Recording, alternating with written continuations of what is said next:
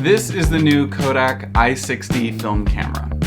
The design is based on the Instamatic that Kodak released in the 60s, which got a huge amount of people into film photography for the first time. This is selling for $35 or $45 depending on where you get it from. So I thought I would stack it up against a couple cameras that are way out of its price range, which are each about $2,000.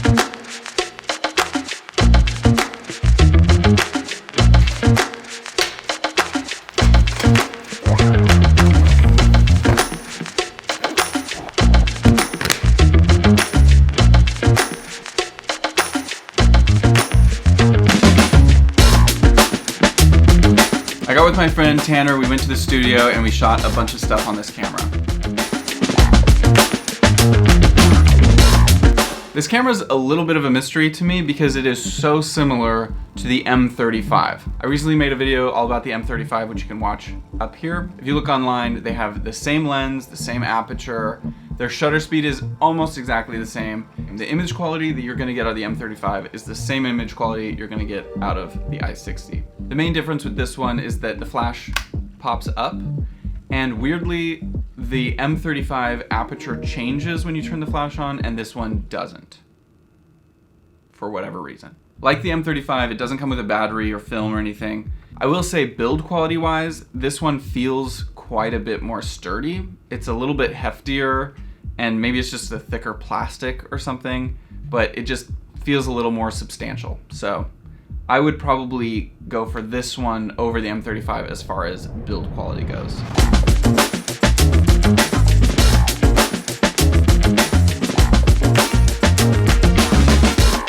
Okay, so I'm gonna shoot with 3 different cameras. We got this KODAK i60, we got my Hasselblad 500cm, and then we've got this Leica M2. This is medium format and it shoots in a square frame.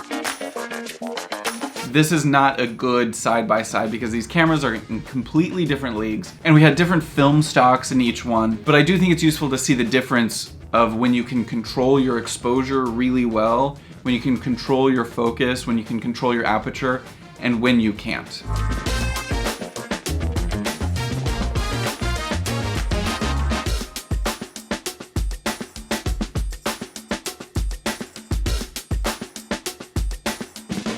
Another thing that this does have over the M35 is this film rewind knob. I felt like every time I was opening up or unloading the M35, I felt like I was gonna break this thing. But on this one, it feels more substantial. I don't feel like I'm gonna break it every time. And one quick tip, if you're just getting into film photography and learning how to use film cameras, one way to know that your film is properly loaded is that when you advance the film, this dial should spin.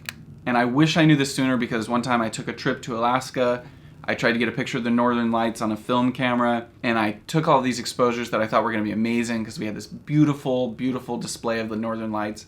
And when I opened up my film camera, none of them had even taken. The film roll had broken right after I put it in. And had I paid attention that this should be spinning while I advanced the film, I would have known from the very beginning. So just a little tip for you.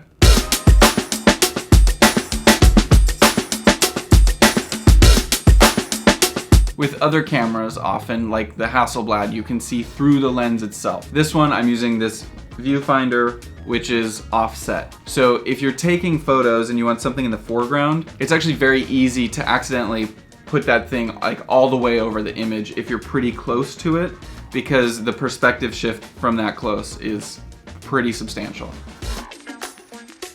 My conclusion from shooting on it for a little while is that this camera is not one for precision.